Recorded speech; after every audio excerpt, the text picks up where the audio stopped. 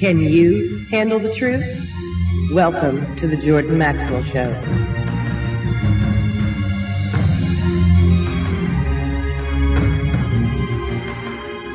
Okay, folks, this is Jordan Maxwell, and yes, in fact, it is me on my own show, which I haven't been able to do for some time, but I'm back on the air on my own show, and I'm delighted to be back here with American Freedom Radio Network.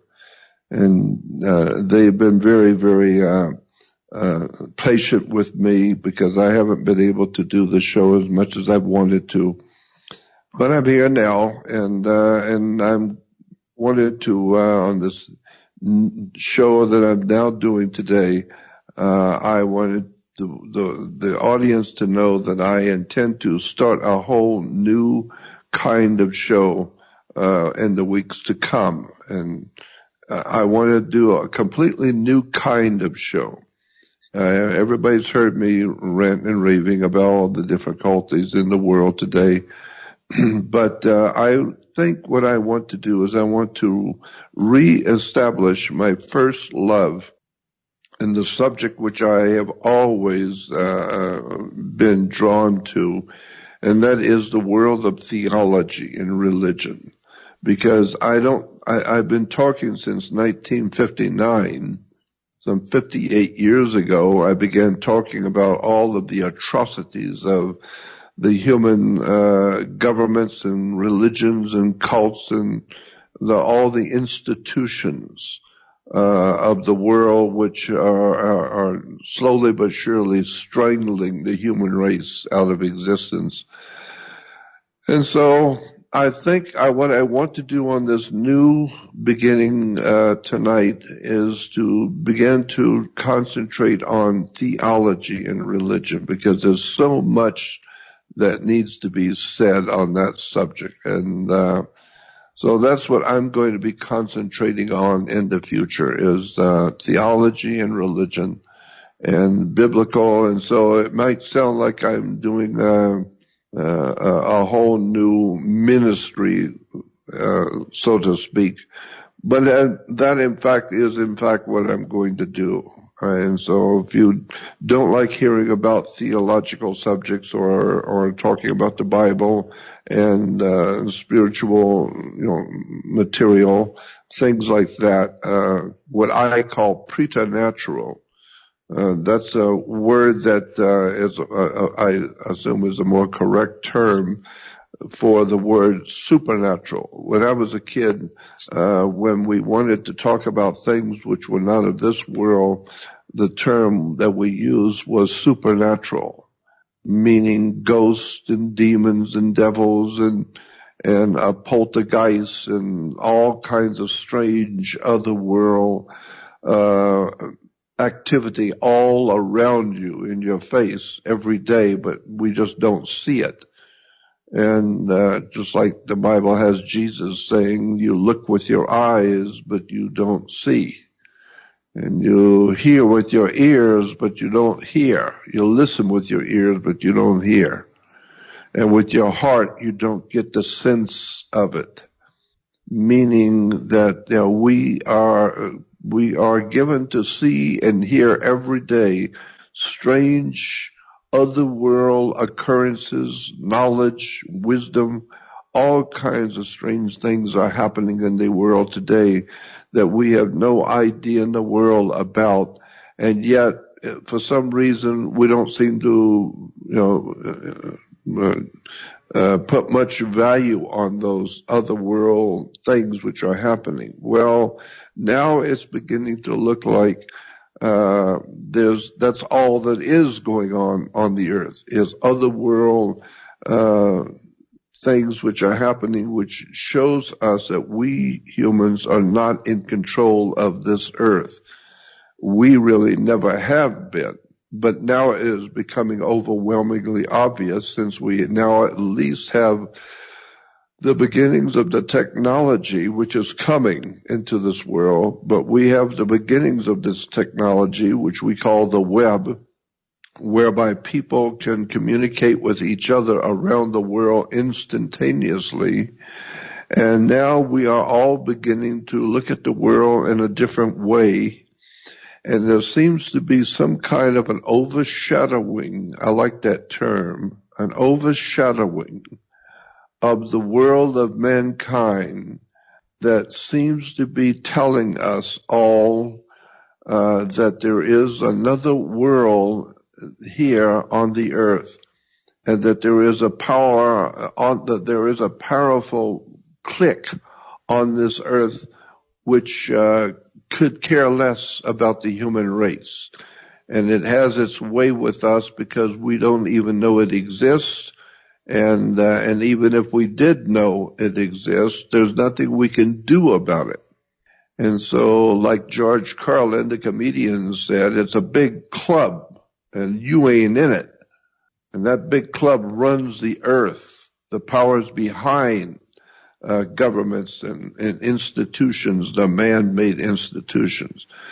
And so we are now, as human race, beginning all over the world, just beginning to give a glimpse of the sun which is rising on the earth, symbolically speaking, that's going to enlighten all of us to the fact that we humans have been on a farm. We are merely somebody else's creation. And whoever they are, and we will be getting into that because I have a lot of ideas about that I want to talk with you about later in other programs.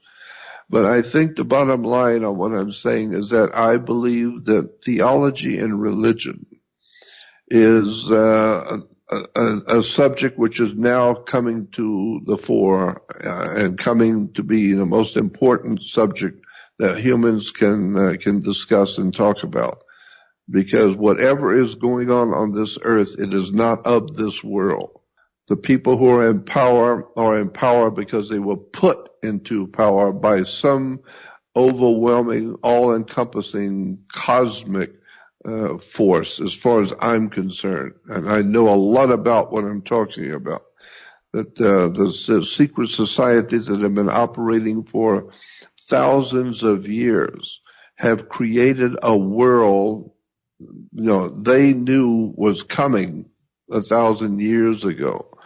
And they began putting together a system of technology, education, sociological connections around the world, so that eventually there would come a day when the whole world would be under one powerful, unseen, all-encompassing cosmic force.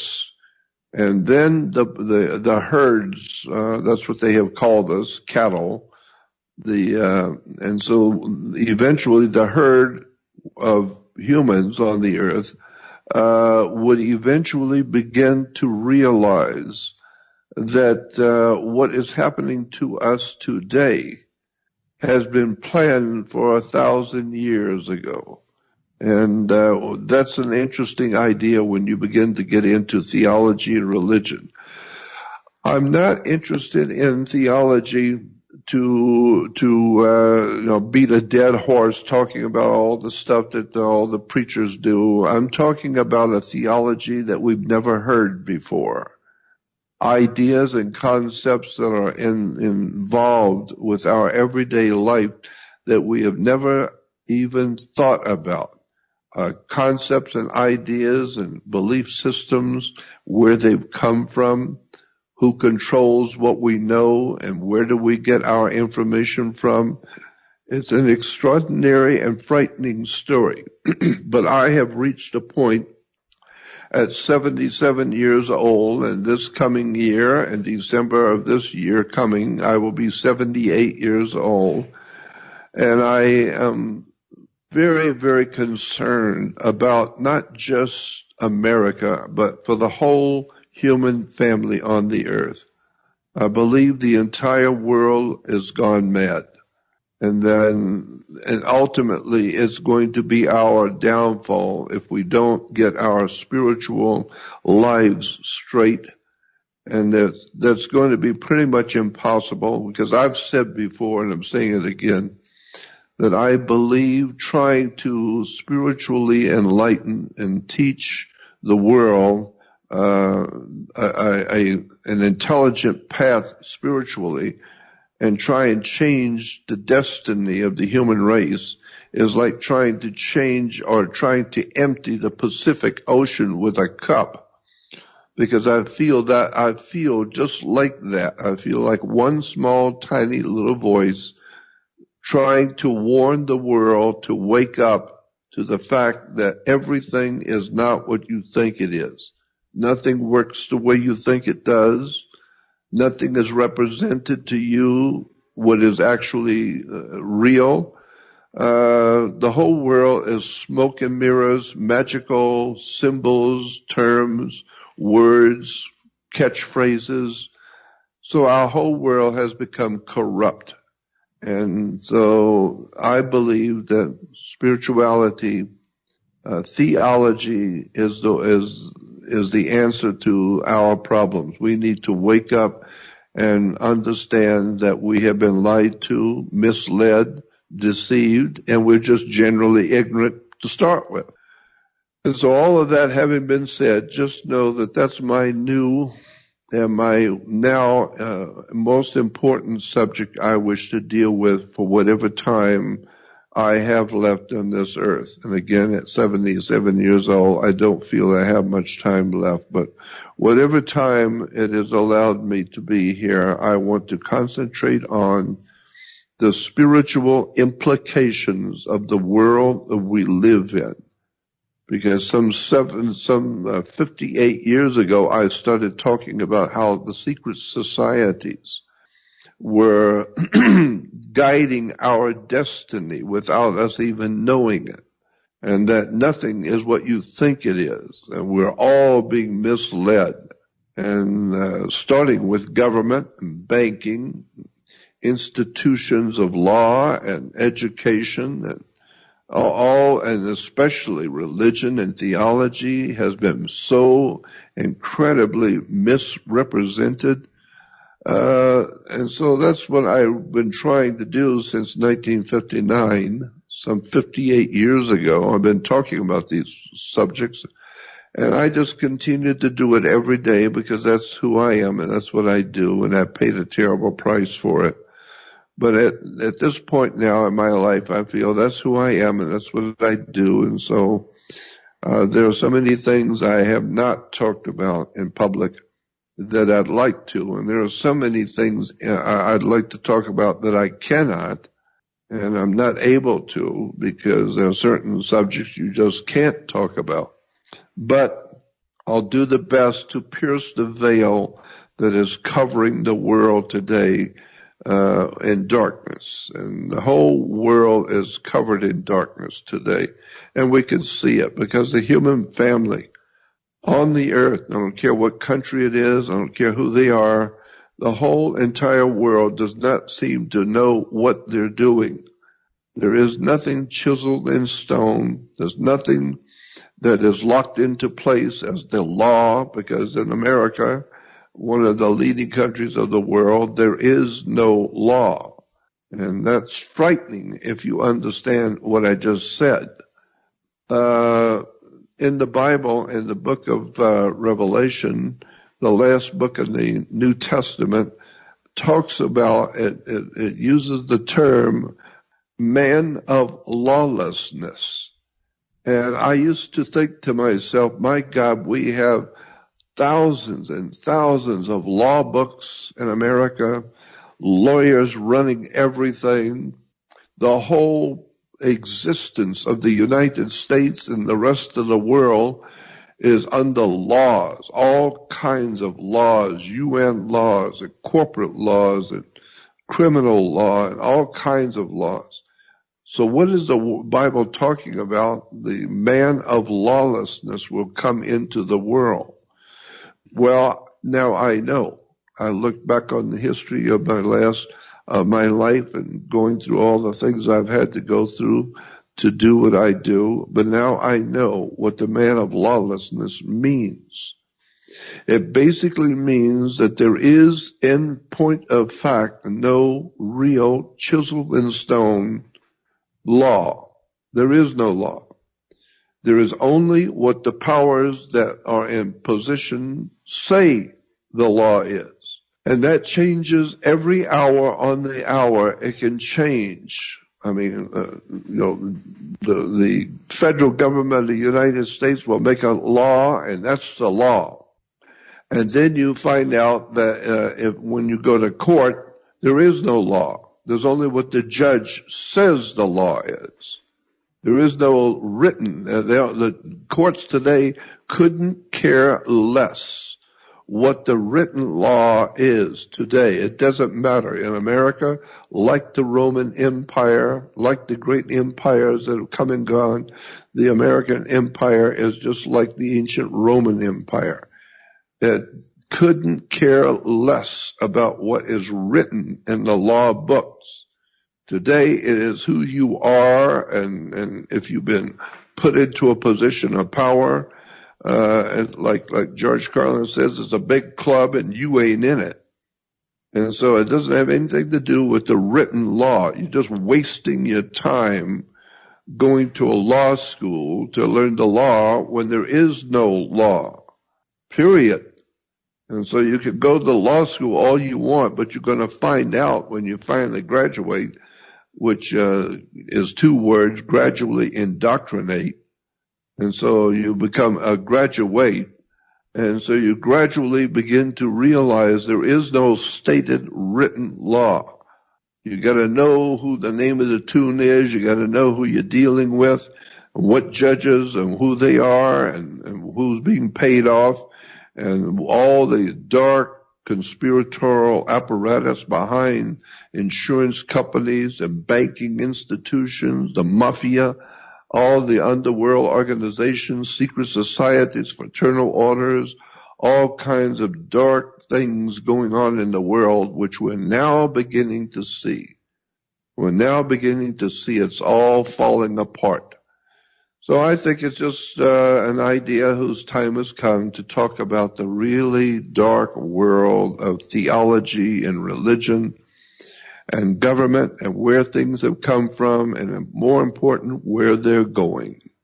And so that's why I'm delighted to be with you tonight and talking, just to hear myself talk. But I do feel that theology and religion is going to become very, very important when you finally begin to see what theology, religion, churches have done to this world. When you, first of all, when you begin to finally see what has happened to the earth and the destiny of the human family that has been caused by the ignorance and ill-informed ignorance of religions, because religion is one of the oldest tricks on the earth.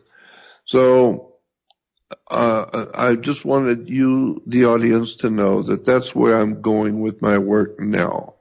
I've already done all I can do in my past life, talking about the corruption of government, the corruption of man-made institutions.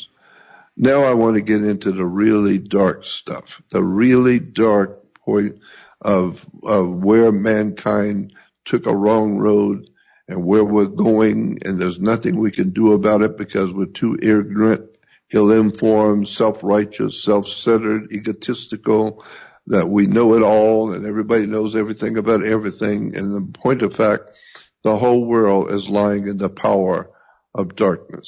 And so I want to try and do something to give you some ideas to think about, and call to mind some of the things you've never been told about your religion and about the world of theology around the earth. I think that's a very important place to start a new program. So that's what I want to do with my life now. And part of what I have tried to do too is to bring to the public's attention interesting people that I have been able to meet, who have important, what I feel is important knowledge to be given to the people. Because of what I do and what I have done with my life, I did because I wanted to educate my fellow man. I want people to be able to experience and hear and learn of the things that I have been gifted to know and learn about. Because I have said so many times in the past that I'm not the world's foremost authority on anything. I never have been an authority on anything. I feel far better saying that I'm just an ordinary man pursuing extraordinary knowledge. And I have been able to be in the company of extraordinary people for some reason. And I've been able to sit and talk with and become close friends with people you would never suspect that I even know. And so one of the people that I met a few years ago when I went to when I was speaking in Egypt. I've been to Egypt 3 times. I was actually blessed by a Kemite priest in the king's chamber of the pyramid. And so I've been on tour of Egypt 3 times. And it was an extraordinary experience. But one of the people that was on the tour that I later found out that we became very close friends. And so I've had him on my radio show, on this particular show, quite a few times subbing for me when I couldn't be here. His name was Jeffrey Matt. And Jeffrey is with me tonight, probably wondering if he's going to be able to say anything at all because I'm just rattling on. But Jeffrey is with me tonight, and he has some extraordinary ideas and things that he's working on. So both he and I feel like reporters, media reporters, because that's all he and I do. I love reading and researching and studying what's going on and getting all the dark facts about what in the world's happening, and then going out and telling the people what I have found. And again, I would repeat, I always try and say when I'm talking to audiences that I'm not the world's authority on anything. I'm just an ordinary man pursuing extraordinary knowledge. And a dear friend, Jeffrey Matt, is with me tonight. I want to bring him on in a moment. He is going to be doing his own show now on this network. And so I just want to do one last show and have him come on with me. Just to familiarize you with his work, who he is. He's in Canada, but he's doing some incredibly interesting research on, he started off with artificial intelligence and the secret orders of the world that are preparing the human race for the world that they have planned for us, where there will be no individuality, there'll be no creativity, there will be no real freedom in the world anywhere. It's going to be all on computers. All the entire life of the human will be totally transformed in the very near future in a way that you have probably never heard. You may know that there's all kinds of problems that we're facing in the world with terrorism and all that kind of thing. But then when you find out all of that has been manufactured, all the terrorism in the world is manufactured purposely to turn the ship of state around. So I want to bring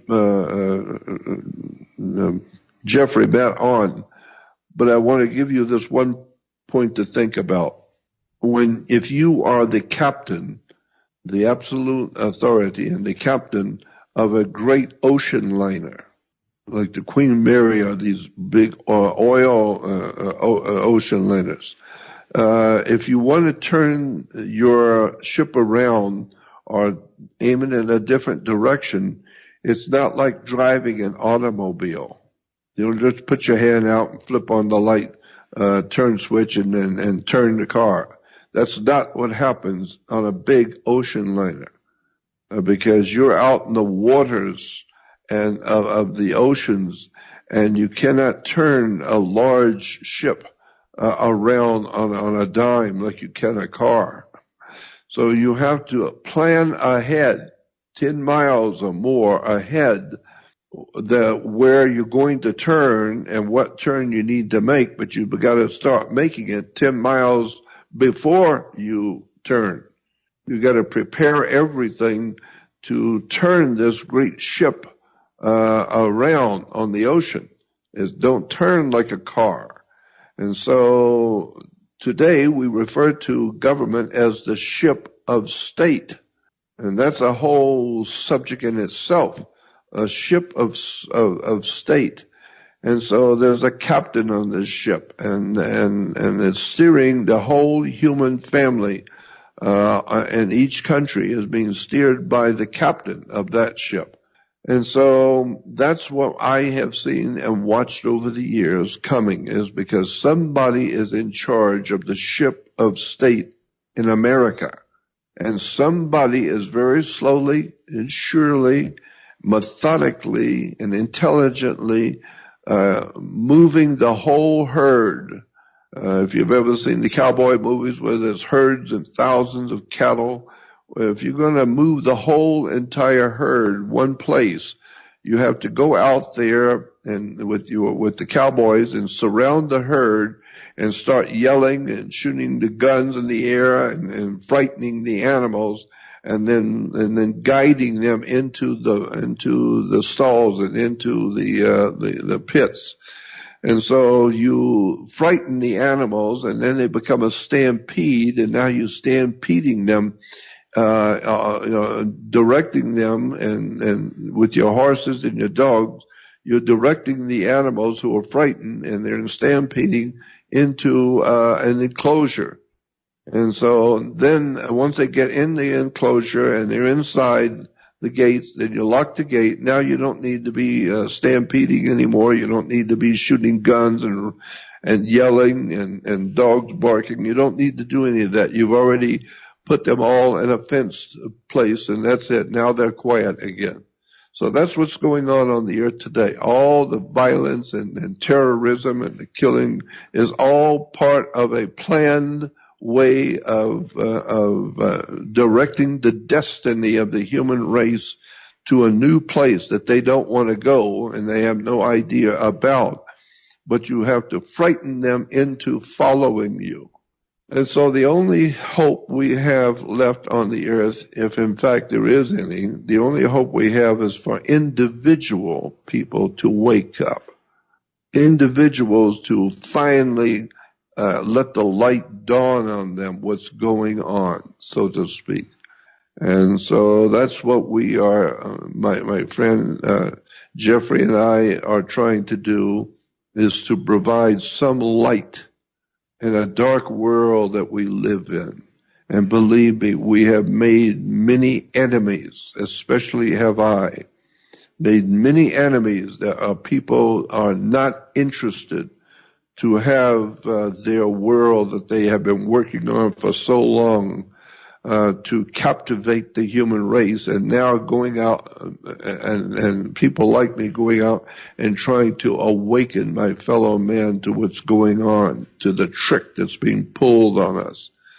So having said that, that's what I want to begin to look at, is the technology which is available today and where it is taking us as a human family. Our destiny as humans is now being guided by some of the darkest forces on this earth. Again, George Carlin calls it a big club, and you ain't in it. I want to talk about that big club from a religious and spiritual standpoint. But my friend Jeffrey has some very interesting material about the technology of today. And so now I want to bring Jeffrey on, if he hasn't fallen asleep listening to me. Are you there, Jeffrey? Absolutely. Okay. I want you to tell the folks a little bit about yourself and about your work and some of the stuff that you and I talk about, because it's pretty incredible, heady stuff that you're talking about the things which you have picked up on. You like me, and I understand because I am also a researcher and an author. I know what it's like that you will come across a subject somebody will introduce you to, or you'll be roaming around the web and find a subject that looks interesting, and then by chance, as if nobody knows how or why, you get interested in a particular subject, and before you know it, it becomes a major subject to you. And then you, over a period of time, you look back and see that you were being led to see something and to ultimately help your fellow man to spot it also. And so that's what you've done with your work. And so just tell some of the things that you and I talk about, that you and I both find important and interesting in relation to the destiny of the human family. And you started off with artificial intelligence. And I have said, and I've said so many times in the past on other shows, that when we hear people today, especially in America, talking about artificial intelligence and how proud we are that we've got computers that can think for themselves, like in 2001 Space Odyssey, where the computer is running everything. And so we are proud to say in America that we have computers that can think for themselves. And I say, thank God, because at least we've got somebody who can think for themselves, because the human race in America doesn't seem to be capable of thinking about anything but Paris Hilton and football. So at least we got computers that can think for themselves, if nothing else. That's scary, because when the human race loses its position on the earth as an intelligent creature and gives itself over, hook, line, and sinker, gives itself over to the computerization of knowledge, technology, and ultimately your personal life, we are in serious trouble, far, far more than we even begin to realize. So with all of that, talk to us a little bit, Jeffrey, about your work and some of the stuff you've been finding. It's absolutely incredible stuff. And I also tell the people about your website. Oh, okay, great. Well, thanks for having me on again. And, the opportunities for me to fill in from time to time on your show, I'm really grateful also to American Freedom Radio, giving me a chance to sort of externalize my research. I have to always give credit where credit is due. If it wasn't for you, Jordan, some of the people I met through you, the research, working, living with you, assisting you in any way I could, that's really that's some magical moments in my life. I do have a new website, but the work that I'm doing is I had to really think hard about how I'm in the company of someone who's been doing this kind of work for almost 6 decades. And it's not about a question of competition. I don't want to compete. I want to contribute. I want to add, complement, support, reconfirm everything that you've been saying, and possibly add an extra dimension to it. And so artificial intelligence, transhumanism, the prison industrial complex, synthetic life, assisted suicide, but particularly I'm interested in those 2 subjects is the world business and the social credit system. And a lot of people most people have heard of artificial intelligence, but most people have not heard of the social credit system. And I believe personally that I did a 2-hour segment filling in on your show, trying to take all the technologies of artificial intelligence, the cameras, the satellites, the phones, the 5G, and give real concrete examples of how it's actually going to be put to use to manage the human family, much less all of nature. And the website that I put together, it's basically myname.com. It's JEFF JeffreyMattE.com. So it's my name. It's JeffreyMatte.com. This website, I had to put a lot of thought into it because I've learned over the years of researching that most people are, including myself, are very, very busy. And there's a lot of websites that aren't worth our time. And there's a lot of garbage out there. And I put together picture stories that it should be absolutely in your face, obvious, of where I'm trying to show you. That's right. And to try to provide you an alternative way of learning about these subjects without having to read a book, 4 books, white papers, fall asleep, and you can't share with anybody because try reading 10 books and then try to relay it to a friend over dinner. You can't unless they have a high regard for you. They'll listen to you, but if you show them 40 pictures or 20 pictures and they can learn everything you know in 10 minutes or 5 minutes, that was the goal of my website, is to do it for free, to do it in a way that you don't need me.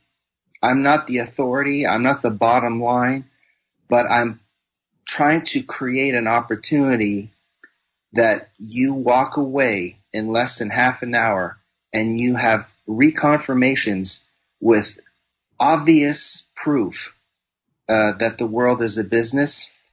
You get to see that the infrastructure that Jordan's been talking about for decades, that it's, this is a business, and they're at the church, the Vatican's at the bottom of it all.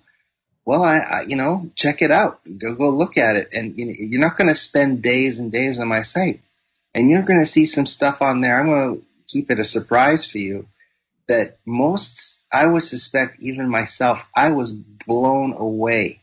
Some of the pictures that I was able to find about stuff that occurs in nature, how robotics are set up, how they even have robots peppered all over the world.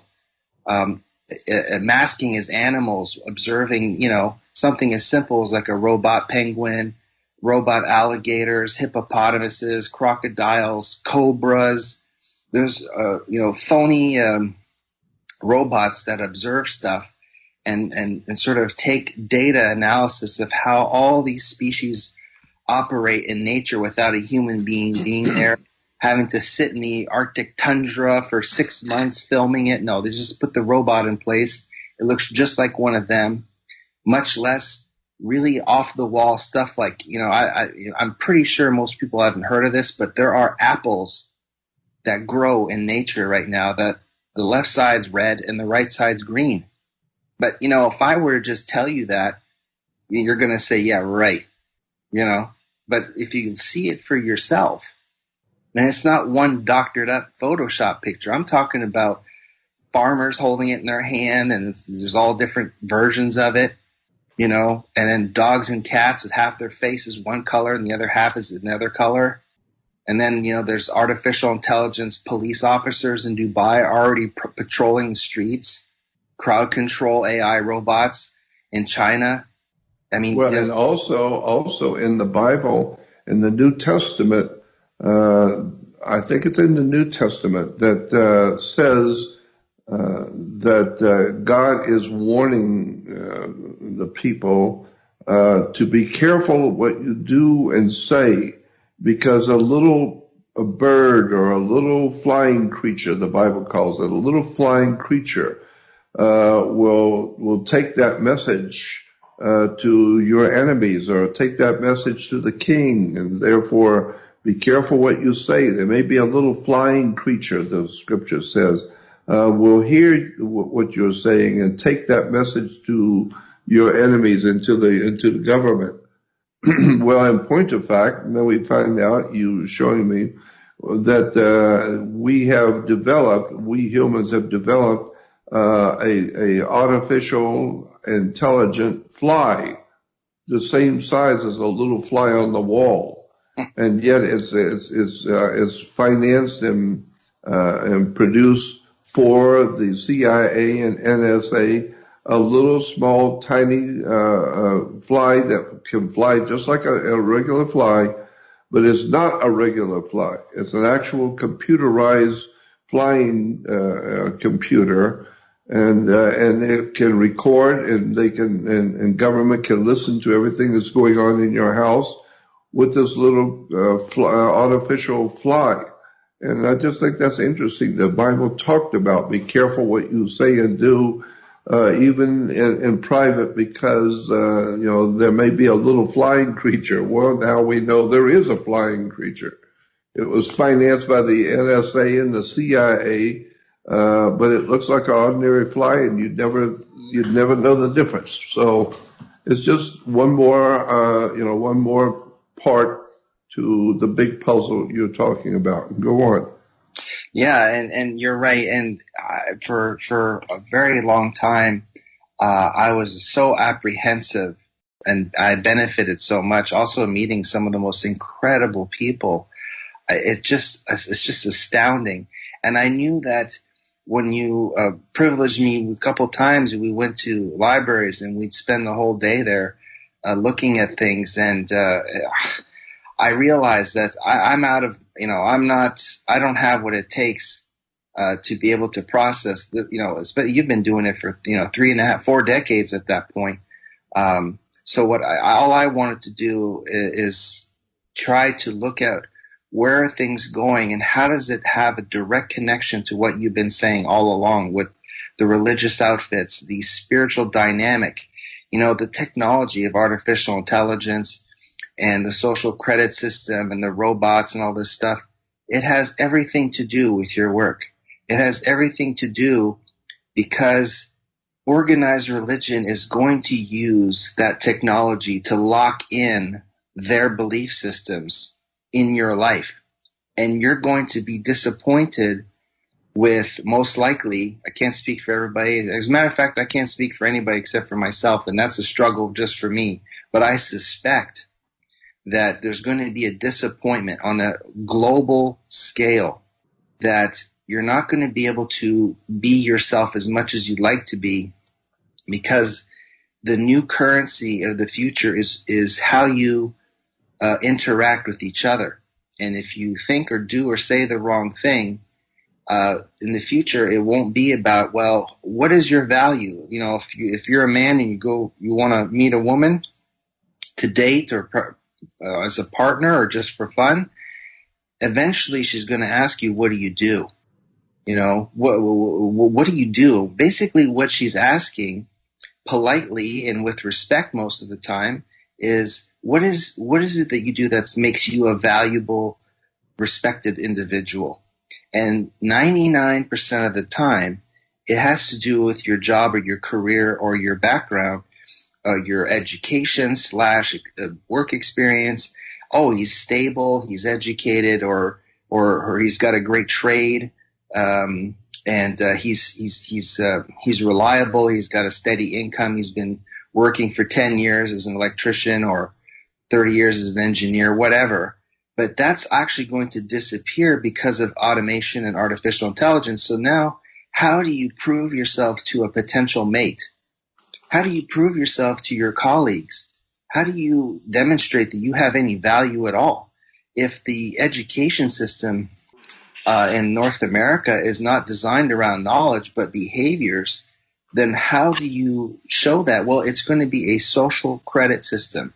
With what you say, what you do, how you act in conjunction with the system will determine if you have any value at all. And your credit score isn't going to be your payment history on your cell phone or your utilities or your mortgage payment or your car payments. It's going to be your behavior. That's why the education system was changed from knowledge to behavior. Common Core, there's a reason why it was switched over. And there's a laboratory in the late 80s. I think her name is Sharon McCune. I don't want to make a mistake with her name, but I can, if you listen to the archives, it's there. But she says that the whole infrastructure of the American education system was switched away from knowledge and independent thinking to behavioral structures and behavioral strategies. Well, this social credit system is trying to prepare the human race for that behavioral model, because if you don't have a job because automation takes over, Amazon puts in 15,000 automated robots. There's robots that work in warehouses where the lights are off. You don't have a job. Now you can't really get a date or a partner because you don't have anything of value. Well, it's going to be you that's going to be of value, and you better be on your A game, because if you don't behave well, they have a special place for you. It's called the blacklist, or they'll put you in a labor environment where you're not going to be happy to work off your bad behavior. And if you're really smart, if you really want to get a closer insight, all this stuff with the cryptocurrency, it's anonymous. Nobody will know what you have. Well, there's going to be a monstrous influx of governments and corporations that are going to insist that there's a monitoring of this, which is, to the governments, they're not going to let that run. They're not going to let that fly. And so even if you were a billionaire, if you got the wrong behavior, you're not a billionaire anymore, because you can't spend that money because you're on the blacklist. So you can be a billionaire and you can't spend a dime. So, this is the kind of psychology that almost everybody on the face of the earth is not taking into consideration, because they're working hard, they're educating themselves, they're taking care of their children, their family, their husbands, their wives. And this is where it really needs to intersect into people's minds and reconnect yourself to the importance of Jordan's work. Because once you understand the technology side, this becomes old hat overnight. But what does not become old hat overnight is the spiritual implications of who am I? Why am I here? What is the purpose of my life? And what are all these religions about? And why is the world the way it is? And these are very important questions. That's why I almost didn't say a word when I was around you, Jordan, for 12 years. We talked in private, but when I was out meeting or in conferences or learning, I didn't say a word because I was too worried that I'm going to miss out on an important thought or idea or lesson. So, anyways, I don't know if that makes sense what I'm saying, but it makes a lot of sense, especially the impact that technology is now having on the world. I remember Dick Gregory, my dear friend Dick Gregory, what a brilliant guy he was. But I remember him many years ago, back in the 60s or 70s, talking about the automation of the human family and the automation of technology. And he said that the powers that be behind the world thrones have already decided that they're tired of the ignorant masses and masses and masses of people who they have to provide jobs for, they have to provide food for, they have to provide lodging and homes for.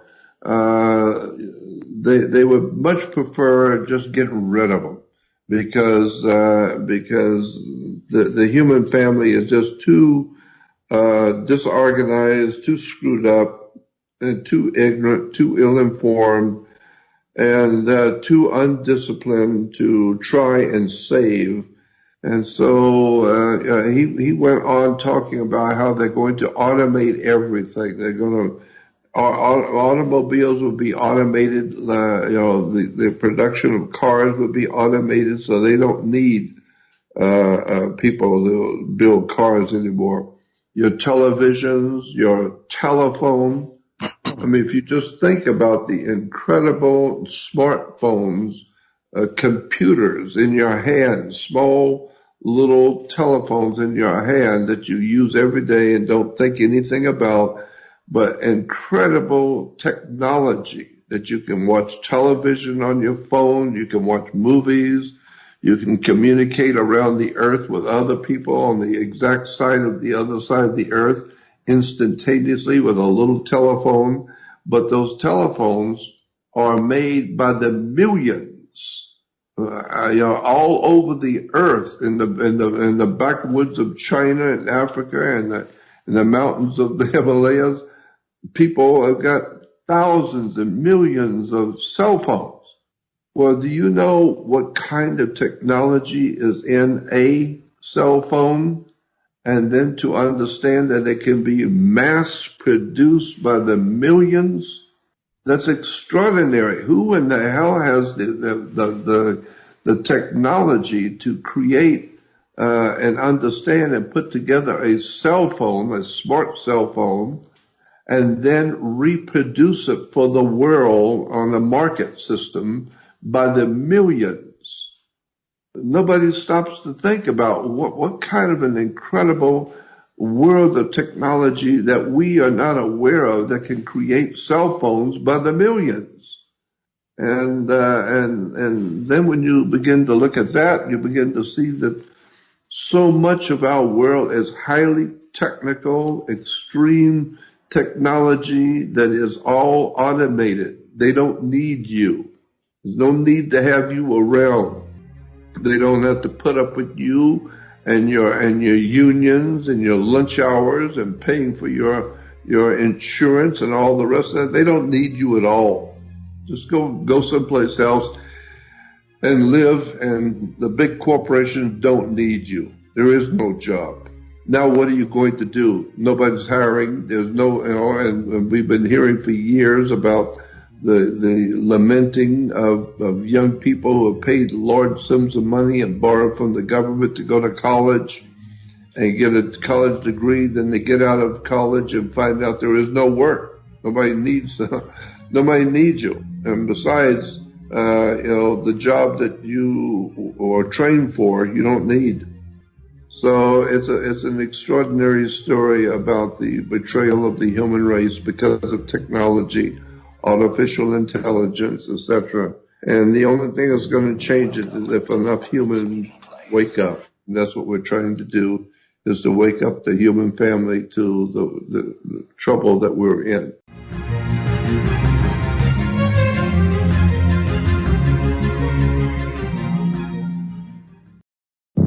Welcome to the world's meeting place. American. It's practically narcotic. Freedom. Oh, yes, I like very much. Radio. You're an American institution. American Freedom Radio. Can you handle the truth? Welcome to the Jordan Maxwell Show.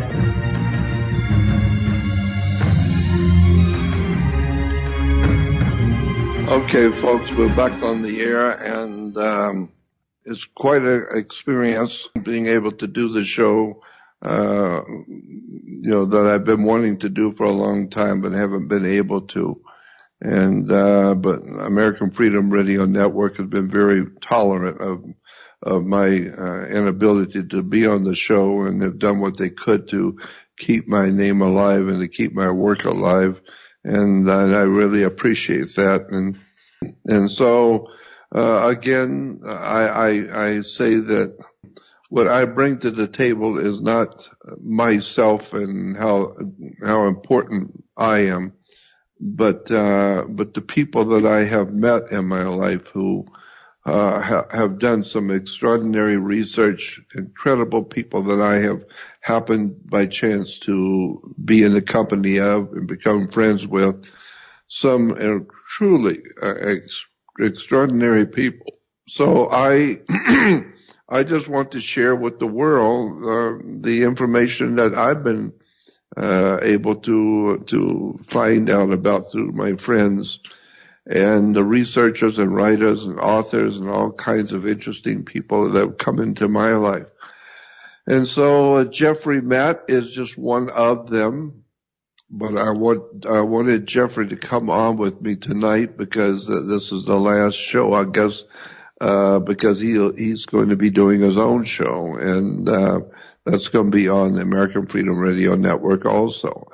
So he'll talk, maybe talk a little bit about his work and his website again, and bring you up to speed on what he's doing. And then I will be doing the show as many times as I can, but it's going to be on theology and religion because that was my first love to start with. When I started talking to audiences back in 1959, that's 58 years ago, I started talking about theology, religion, the Bible, and where religions have come from, and what's the bottom line, spiritually speaking, on the destiny of the human family, and where we're going as humans, and even more important, where do we come from? And when we leave here, this world, where are we going to? And so the whole idea of life, and freedom and liberty and justice and honor and decency, all of those wonderful qualities that the humans are capable of are being destroyed in front of us. In front of your eyes, you're seeing the destruction of civilization. And in the place of it, you're finding that there is a whole new world of human beings who have no understanding of life whatsoever.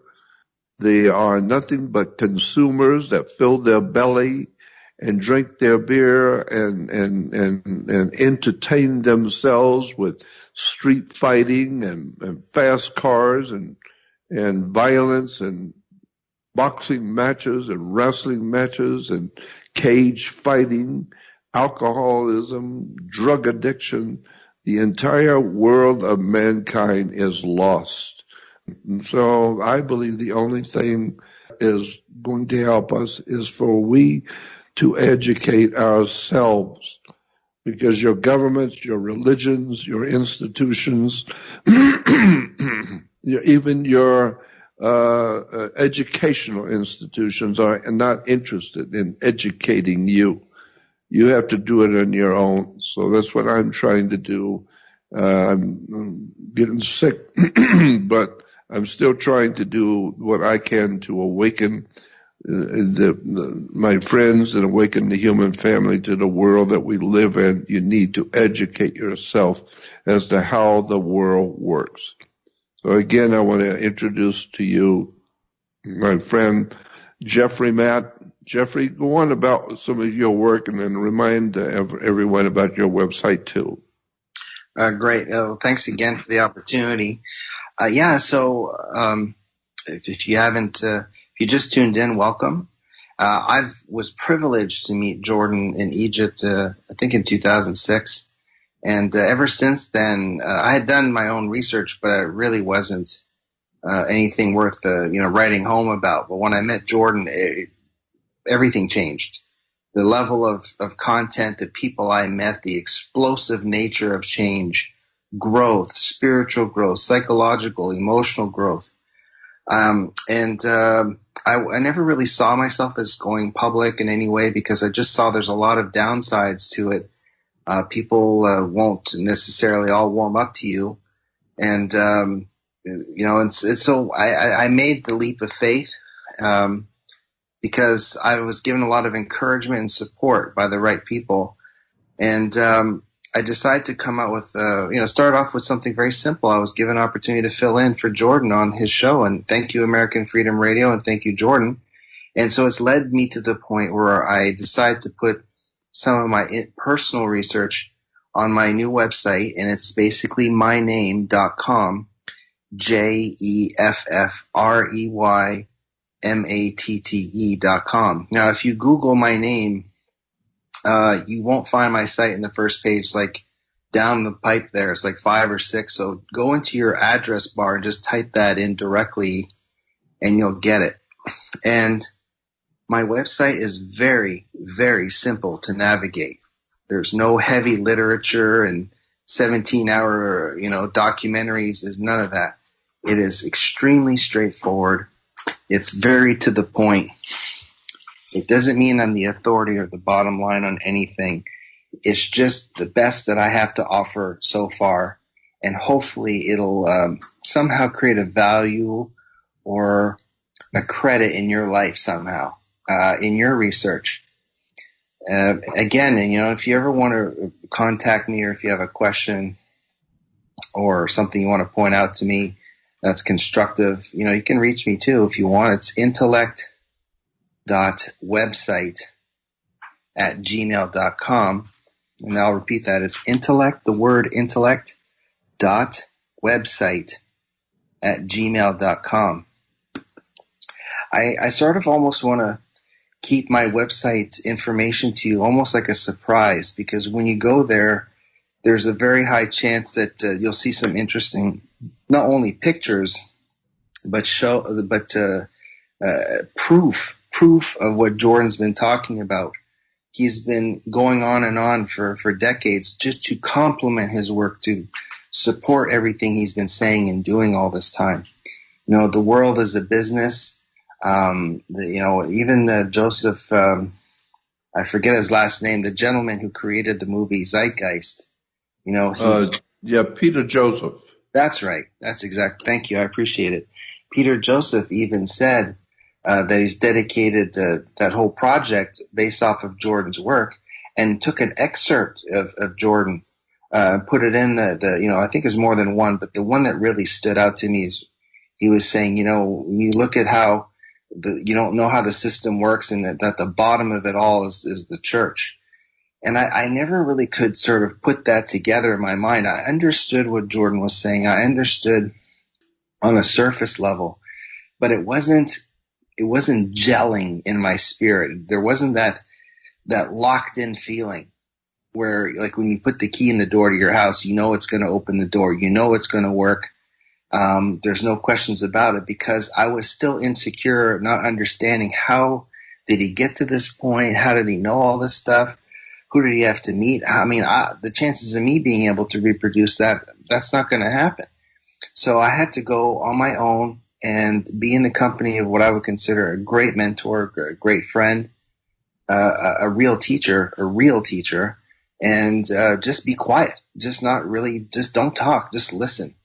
I don't want to miss out on some of the greatest concepts and ideas. If I was talking, I wouldn't be able to get all that. So, and the website is very straightforward. It's little picture stories that you can go through it in an hour. But it's the type of thing, though, that you can go back over and over, and all of a sudden it keeps getting deeper and deeper. And so that's sort of the fun part of it. So I highly encourage everyone to check it out. And don't hesitate to contact me if you have any questions, but also to expand on tonight's show, to give you more background of what I do and the material that I've been interested in, and I'm trying to relay and share the best that I could offer at this stage, is how artificial intelligence, how transhumanism, how the corporate world is actually structured, but you can see it with proof with your own eyes. I even mentioned that the Vatican is a true source.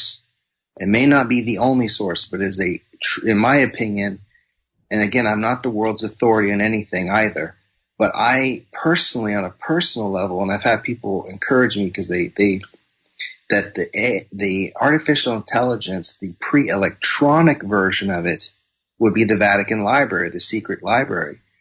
There's a lot of finagling around the idea, it's not really a secret library, secret archive. It absolutely is. You know why it's a secret library? Because you can't get in there, and neither can I. And if you want to go there, you have to know what you're looking for. Oh, you don't know what you're looking for? Yeah. Next. Oh, and you're not meeting our criteria. Next. So they have thousands of years of knowledge that you and I don't know about. How tribes evolved over centuries, how economies rose and fell, how birth rates, records, agriculture, science, weather, seasonal information for thousands of years. And guess what? Nobody has access to it except for a very small few people. Now, MIT is supposedly, I'd say this with a grain of salt.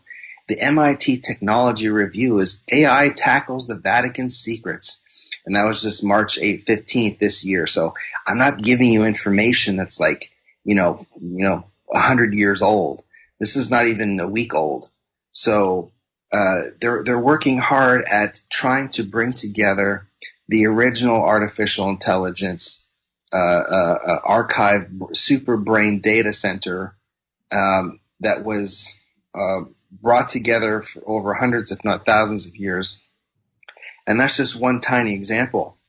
And the Vatican is such a powerful, capable, enabled corporation. Absolutely. I even went out of my way to make absolutely sure, and I'll make mistakes, but I'm trying not to, because everybody has personal integrity and pride. I don't want to make a mistake on purpose.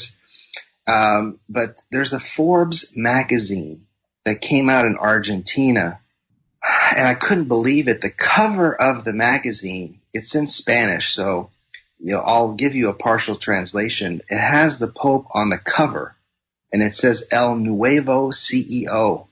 And I'm translating it loosely. Can one person change the corporation? And I it was such a shoddy picture on the internet. I said, oh God, I can't use this. I can't rely on something like this. This is just one. There's no reference point. It took me months to get Forbes to finally acknowledge to me, you got it. And they sent me a picture of the original cover, ultra sharp. And so I know for sure it's not somebody out there who's having fun with Photoshop, because God knows there's Photoshop is alive and well, folks. And I've made every effort to try to stay away from, artificial thinking, into verify sources. Absolutely. That doesn't mean that everything's perfect, but I it's very important. And if you look at it, I went out of my way. There's a desk that the Pope uses to meet heads of state. And this is going to be probably one of the most important things that I can bring to the table tonight about my work. It's not, again, it has nothing to do with me. Jeffrey Matt is a human being who's just the son of his parents, and he's just going to go through life and he's going to leave this world. But hopefully he will be able to share with you is the concepts and the ideas that hopefully move those who want to know in a more appropriate direction. It doesn't mean it's the God honest truth from A to Z, but it's going in what I would consider the right direction. And I believe that the current president, I love America, I love Canada, but I understand that they're corporations. And I think that the current president, he's an extremely savvy businessman, and he knows what he's doing. And he's in that position for a reason. And he was selected for that position. And he even did shows. He's just got an incredible resume or CV, whatever you want to call it. But I've never seen him in a position where he is not the boss. I've never, ever seen that. And I was never expecting to see that, and I was never looking for it, and I was never thinking about it. But he did visit the Vatican, and it was a diplomatic thing, and he's sitting across the desk from Pope Francis, and there's important information that was distributed and relayed back and forth between these two businessmen. And I always was trying to figure out, how come I couldn't get clear answers when I was a kid about religion and the church, and nobody, because Quebec, where I'm in, Montreal, it's super Catholic. I was brought up in a Catholic environment, and there's a lot of good aspects, I think, to religion. It brings people together. It can sometimes help families stay together. There are good components to it, but that giant black hole that nobody can answer the questions to, like, why is it this way? How come money needs help? Why does God need money? I mean, if God can see, hear, know everything before, during, and after, forever and ever, amen, why does he need Canadian dollars? Why does he need rubles or anything else? Like, why would God need money? It didn't make any sense to me. So I kept dropping the subject because I never got a satisfactory answer. Thank God for the spiritual matrix of whatever life is that allowed me to come into the company of brilliant minds and just be quiet and shut up and listen, then spend many years looking and not knowing what's going on, not understanding, and finally coming up with a tiny crumb, a microscopic crumb that I thought that might actually have value. And that's that little microscopic crumb that I was hoping to share with you through my website. And you get to see the Vatican as a business, the business side of the Vatican. And, this has nothing to do with disrespecting anybody in any official position. This is just seeing it for what it is. If I see the president as the president, he is the president, period. If the CEO of the one of the oldest and largest corporations on earth is the Pope, period. That's what it is. And if there's something that's going to disprove that, I am not arrogant enough to not eat a giant piece of humble pie and say, no, you're wrong, here's what it actually is, then please demonstrate to me, because I've yet to meet somebody who had it all nailed down perfectly and could just hand it to me on a silver platter.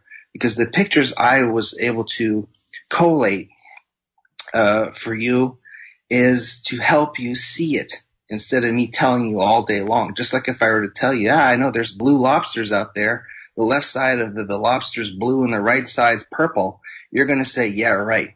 Get this clown out of here. Get this Fruit Loop out of my face. But if you see it with your own eyes and you do a little homework and you find out, hey, wait a minute, forget what this guy said. I can't believe it. There are blue lobsters with one side red and one side blue. And there are black and white lobsters, and and then there's apples that are one side's green and the other side's yellow, and one side's red and the other side's green. I mean, and then you start opening your mind to different possibilities. Then when you get to the Vatican as a business, and Forbes, I mean, I didn't make this up. Forbes put it on there. It's the new CEO. I didn't make this up. Fortune magazine says the same thing.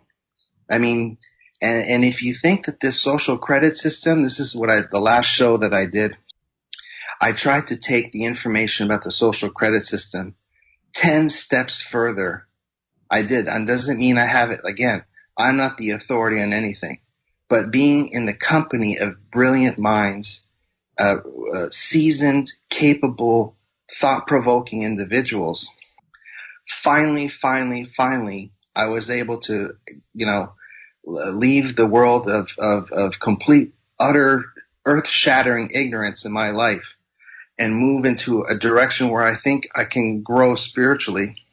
And I felt it was important enough that I would like to share some of it with you, because it's probably the brighter side of my personality. Everybody has personal failings. I know I have mine. But this is the best that I have to offer, and I felt it was so important that I put it on this website.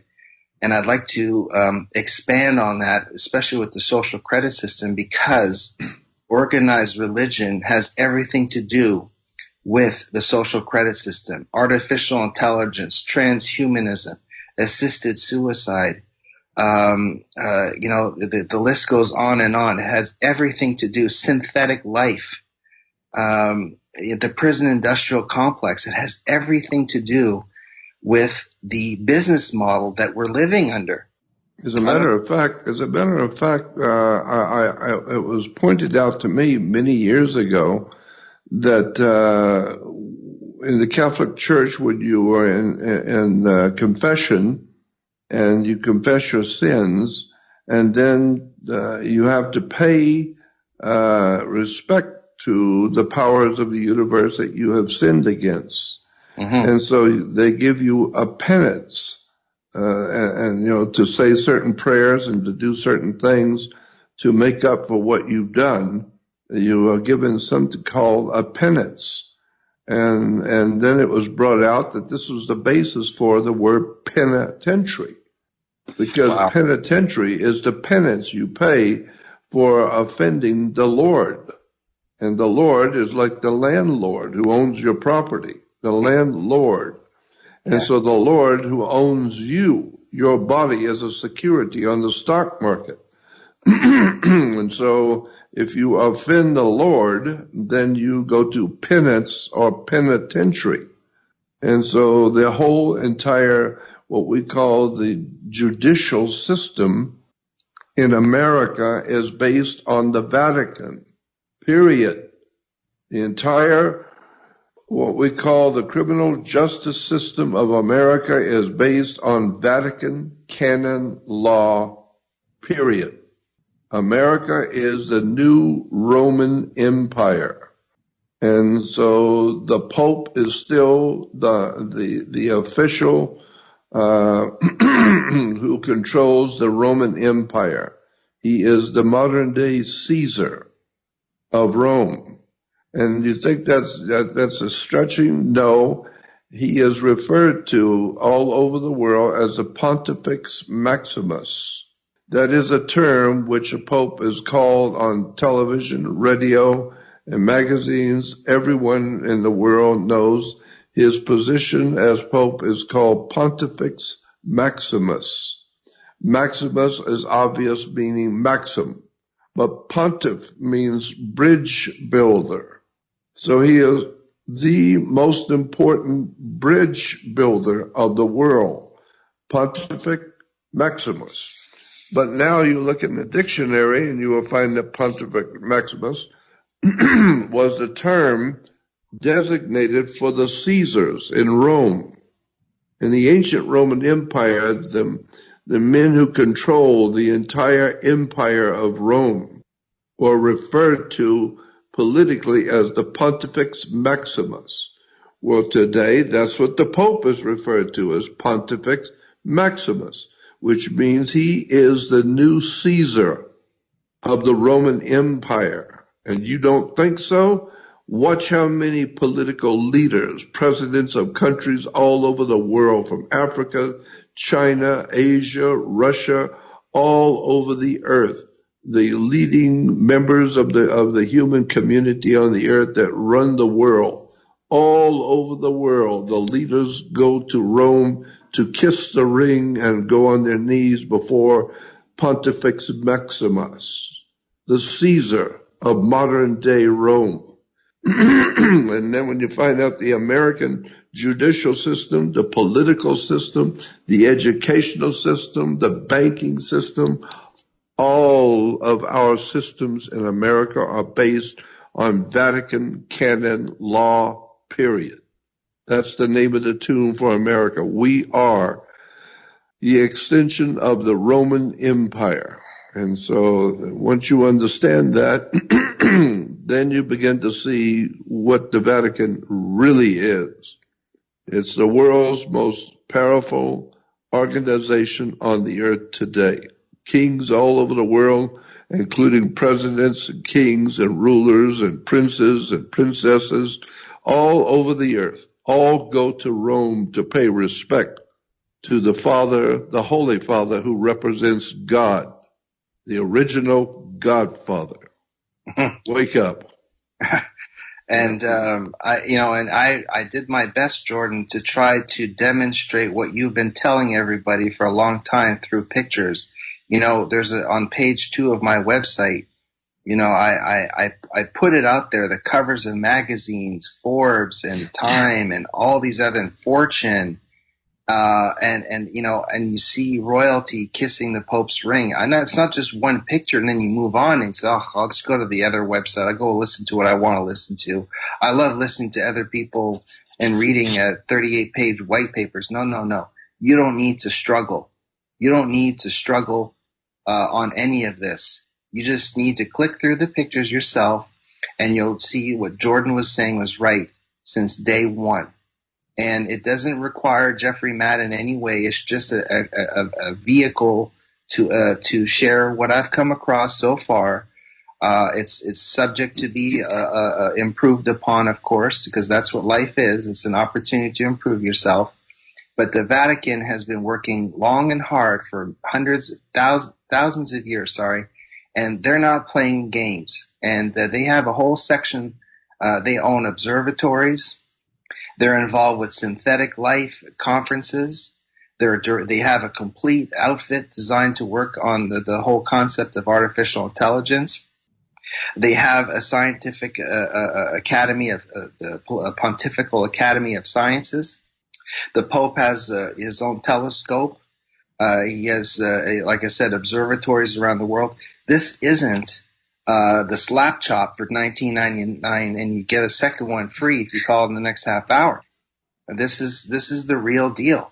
And most of the time, most of these alternative websites, this whole industry that Jordan has absolutely been basically the master key of opening up Hollywood and television shows and movies, that because of his research and work on the government and the Federal Reserve and on and on and on, it's just trying to just simply reconfirm his lifelong sacrifice. And this social credit system, I'll just give you a small example. The Pope, the gentleman, and again, this is not about disrespect. This is about observation and presentation of observation. This is my stance. Yeah, I'm not interested in disrespect. I'm interested in observation and presentation, because this whole alt-right media, they can't wait to point the finger and say this guy and this guy. Then everybody gets stuck in some ridiculous fight. Not me. I'm not interested in that. I'm not interested in protesting and fighting the government, fighting everybody, fight like in The Simpsons with that itchy and scratchy show. Not me. I'm interested in seeing how it really works. Thank you, Jordan, for being there for me, guiding my mind in a direction that makes sense. But the Pope met with the world business leaders. It's on the net. I think you can look it up on Fortune, the website of Fortune, and even did a YouTube video. And one of the sentences that he said is that the 21st century challenge is forging a new social compact. Well, magically, in China, for those of you who aren't familiar, in 2014, supposedly the Chinese government made it a voluntary system because their angle is they had to progress so quickly. They built so much infrastructure so quickly. They didn't have time to put in credit bureaus like we have here in North America and Europe, where you get to prove yourself over years and you develop a credit bureau and you get a credit score. So what they did is they created a social credit system using technology, smartphones, online presence. But where does that all come from? Is it just a Chinese invention? I don't think so. I think it actually comes from the Vatican. And if the Holy Father is going to present a new social compact in the 21st century to the world business leaders on the Fortune website or on YouTube, you can check it out yourself. And then a few months later, he meets, Google and Tim Cook and Mark Zuckerberg. And then there's pictures of it. You'll see it. And then after that, a few months later, Mark Zuckerberg makes a speech at Harvard. I don't even think he even finished university. I think he dropped out. But he goes back and tells everybody we need to forge a new social contract. And I'm thinking to myself, I wonder where he got that from. Did Mark Zuckerberg on his own come up with this new social contract? Did he really come up with that? If he did, kudos to him. But I suspect he was given the influence and the wisdom and guidance from who? The Holy Father. And if you can see the trend, then you'll start understanding, instead of looking, oh, I'm a Republican, I'm a Democrat, I'm a liberal, I'm all this and that. I'm not any of that. I'm not a truther. I'm not any of that. I am not interested in joining a circus ring. I'm not interested at all. But if you want to look at how the real business model is being laid out, I'm making a concerted effort to try to be accurate. And again, I am not the bottom line on everything, but I suspect I'm moving in an appropriate direction. And I don't know. What do you think? What I would say is that in the ancient Roman Empire, when Rome kept moving east and west, they kept conquering different lands, and whatever land they conquered, it became part of the Roman Empire. Mm-hmm. And they could keep their own nationality, they could keep their own customs of the people, they could keep their own religious beliefs, as long as they gave first allegiance to Rome as the absolute sovereign authority over their government. Then Rome will let the different countries they conquered live like they want to live. They'll live your own life and live your own culture, etc., as long as you remember who the boss is. And so when Rome was moving they had taken over all of Europe at the time, and then they were beginning to look at the island, some islands off the coast of Europe called Britannia, which we call today England and Britain. And so when the Caesars of Rome decided that they want to go across the water into Britannia and conquer that land and have them in compliance with the Roman Caesars.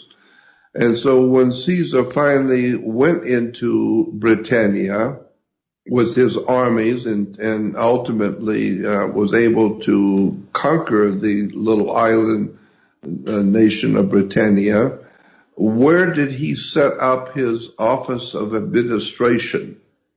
Where in Britain did Caesar set up the Roman office of power, what is referred to as the seat of power and of the Roman Empire in Britain?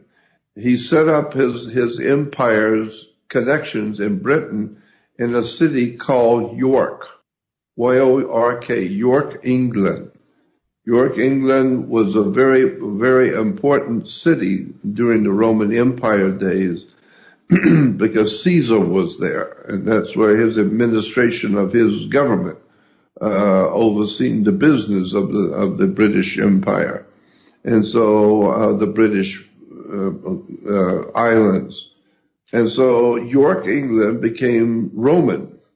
And therefore, when the New World, which is North America and the Americas, were discovered, Christopher Columbus and all of that, well, where was the power base in the New World? In North America, Central America, and South America, where was the most important spot, period, on the earth, on this side of the earth, in the Americas? It was New York. And so New York is based on the old York, which was the presence of Caesar's power in Europe and in Britannia. So today we have York, England, and now we have New York. And New York is referred to as the Empire State. And so everybody knows New York is the Empire State. They even have buildings called the Empire State Building. But what are you talking about, Empire State? It's not the American Empire, it's the Roman Empire. Period. End of sentence. Rome still rules the world. That's why we today hear terms like all roads lead to Rome. And so whatever's happening in Europe, the Vatican is behind it. And remember that for 1,600 years, well, even further back, that was the beginning of the Vatican, 1,600 years ago. In the year 325 AD, the Vatican was founded.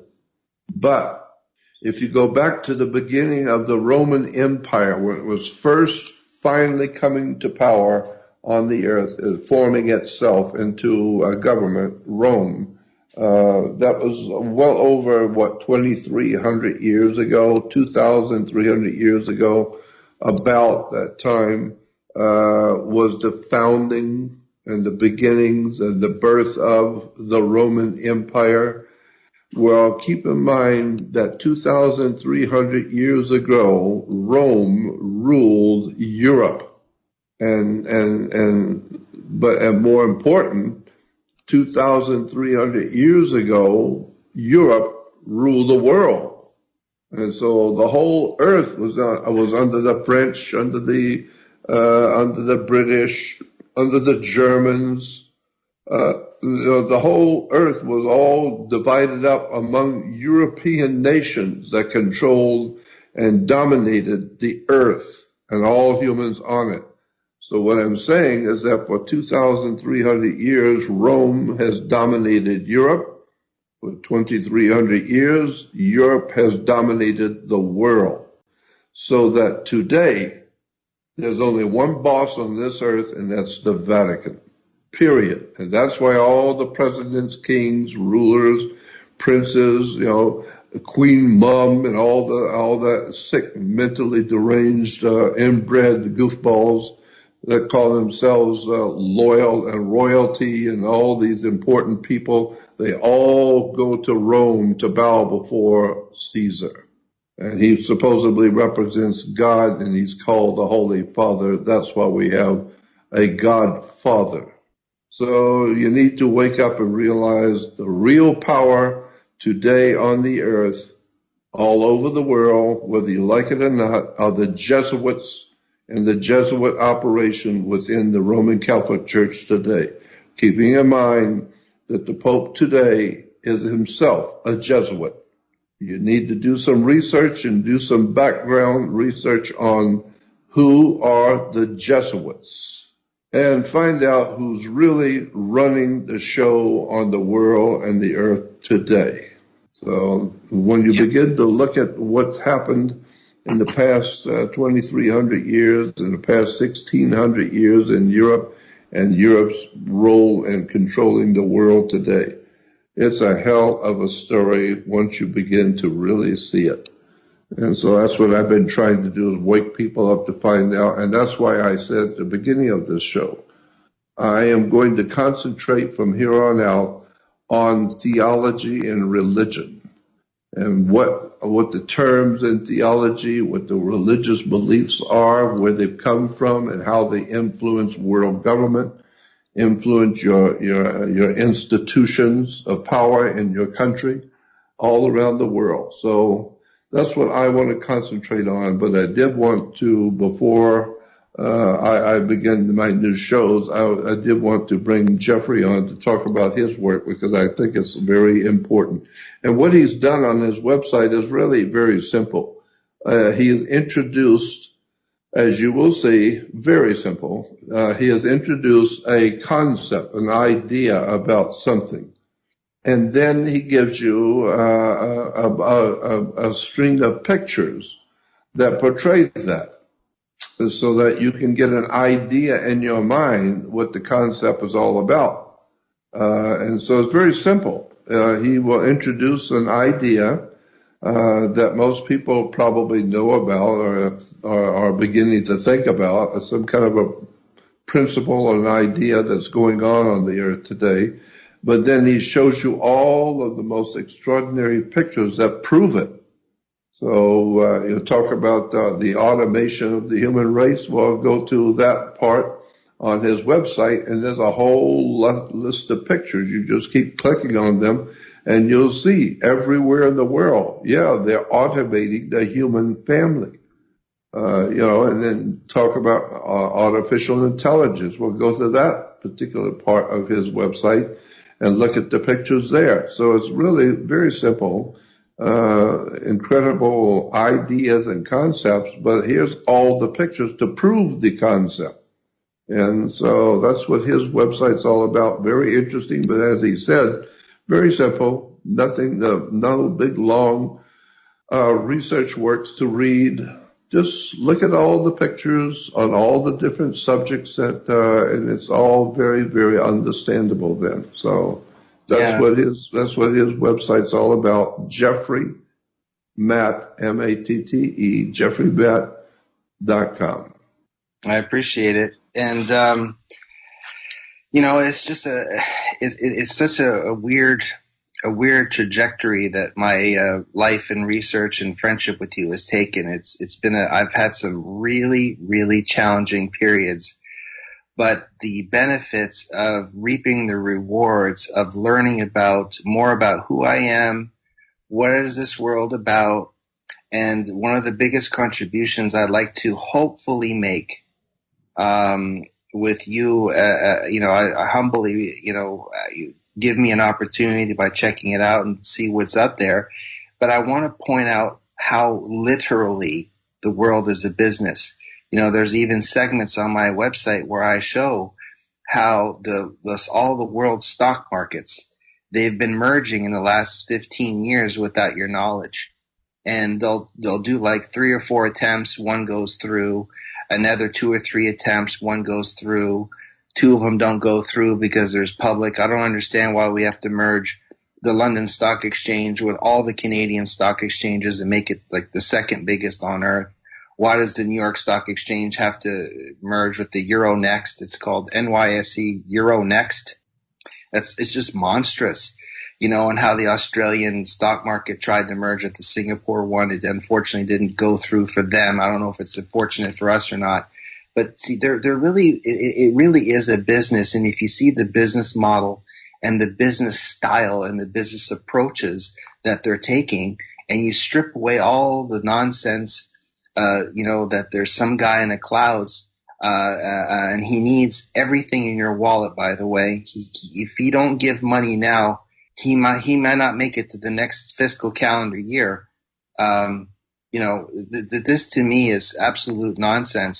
So you can look at that. You can also, take a look at some of the technologies that are out there. They can actually teleport material now. In China, they're teleporting photons up into outer space.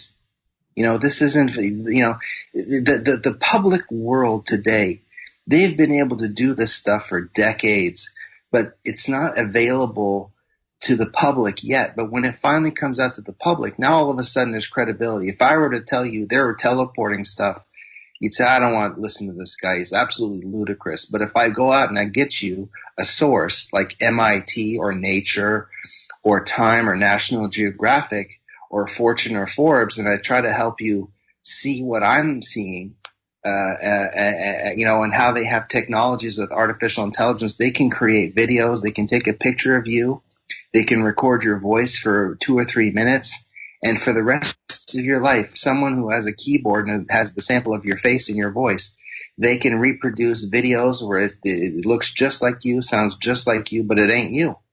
Mm-hmm. Okay? Yeah, and as a matter of fact, I remember many years ago hearing Gordon Cooper, the astronaut Gordon Cooper, was saying, I don't remember exactly where I heard it, if it was in a conversation with him or with a group at a hotel at a conference, but he was saying that when he had to go to Washington, D.C.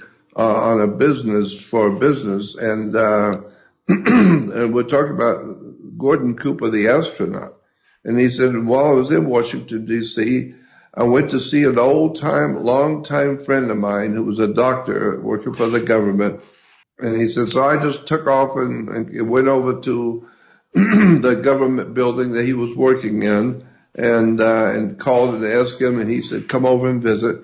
And he said, so I went over there and I asked him, and this was many, many years ago, Gordon Cooper telling us. And he said, and I asked my friend, I said, so what are you working on now? What's going on? What are you doing? And he said, well, let me show you. And he said, he took me to a room down the hall, which was a big laboratory kind of room. And he had a couple of cages with some young dogs in it. And he said, and he took out this one dog and put him on this operating table, which was a solid metal table, and tied the dogs down to the table. The dog standing on the table, but he was able to tie his feet to the table so he couldn't leave. And he said, and then he walked over and turned on this machine, and slowly but surely, the humming from the machine, I knew something was going on. And he says, slowly but surely, I began to see the dog become transparent. You could see through him, but you could still see him, but you could see through him. And little by little, he became more and more transparent until finally he just disappeared. And then he said, and then my friend shut off the machine. And I asked him, where did the dog go? And he said, well, come with me, I'll show you. And then they walked down the hallway. He said, quite a ways down the hallway to another room. And it was the same kind of laboratory type room. And there was another table there. And he turned on this machine and the same humming. And he said, and then after a few minutes of this machine being on, I began to see on the table the faint outline, which I don't know if it was, I couldn't tell if it was real, if I was just seeing things, but it was a faint outline of the same dog. And he said that as the moments passed, the dog became more and more into this reality until finally the dog was totally here. They shut off the machine. He said, I walked over and was petting the dog. And I said to him, my God, how long have you been able to deconstruct the molecular structure of a living creature and transport it to another place? And he said, my friend told me, we've been doing that for years. We just didn't tell you. We've known how to do that for many years. And so to be able to, like the Star Trek, beam me up, Scotty, well, the reason Hollywood put that in there is because they've had that kind of technology for a long time. So if they can beam living creatures from one place to another, what else can they do that you have never been told about? So the world you live in is far, far more serious than what you know. That's why I think the work of Jeffrey Matt is so important. Well, I appreciate it. And I agree. And, if I hadn't left my career in telecom and put all my savings up to go on that trip on Egypt, I don't know where I'd be today. But I am grateful for the opportunity to be part of something, what I would consider over the top. And the work, it's not me, it's the experience, because I realize it's not about me. It's about the concepts and the ideas that really transformed me. Of course. Yeah, and also too, what's coming down the pipe, I don't think there's a lot of people talking about the social credit system. I think there's even fewer people who are talking about in the way that I'm presenting it. And there's might be a few mistakes here and there, but overall I have a feeling that when you add augmented reality, when you add artificial intelligence and transhumanism, there's some really wild stuff on there. There's two men, I did it on purpose.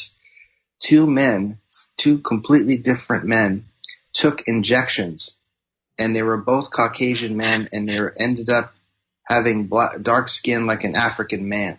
And there's, and if you think, oh, that's all Photoshop, well, I got two completely different people, completely different times, and you can see a white man turn into an African black man. At least their skin color. And if, I did the best I could, and then I found another guy who was getting injections in his eyes, and he could see at night. I mean, there's all kinds of off-the-wall stuff out there.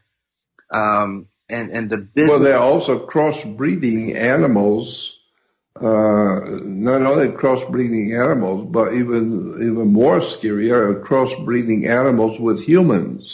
Yeah. They were doing that back in the time of pre-communist Russia. Wow. Where Ivan Pavlov and A.R. Luria and Ivan G. Pavlov were working with the Pavlovian dog, but there was also at the same time working with Pavlovian dog, they were also crossbreeding animals to see if they could create certain animals that could do certain things but have other personalities of other animals. And we know that was very successful. And then, of course, with the coming of Nazi Germany, the Germans were working on crossbreeding animals and humans. And as far back in 1939, Hollywood made a movie with Charles Lawton called Island of Lost Souls. The Island of Lost Souls with Charles Lawton back in 1938-39.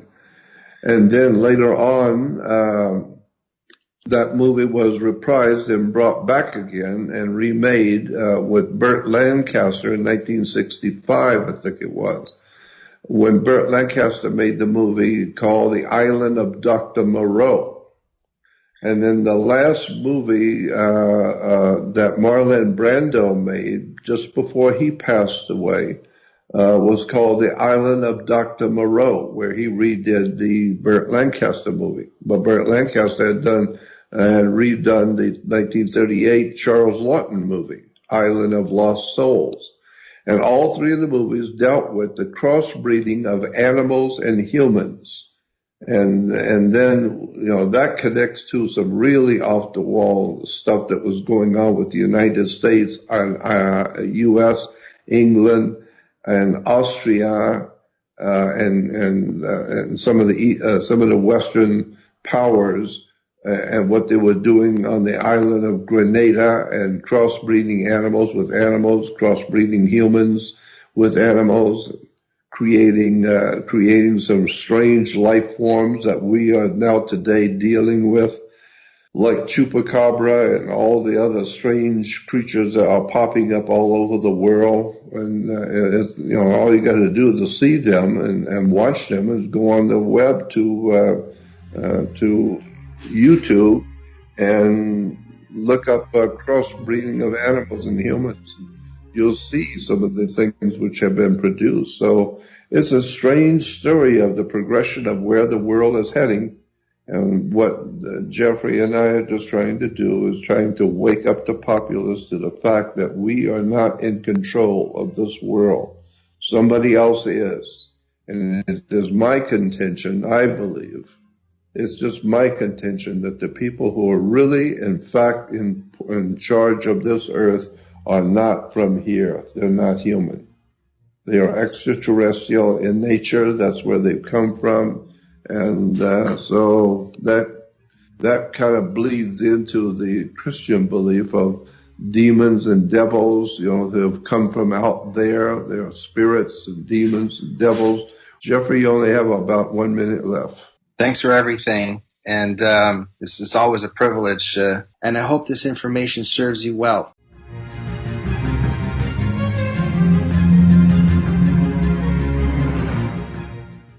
No rules, no rules, no taboo topics, no fear of doom, We are American Freedom Radio.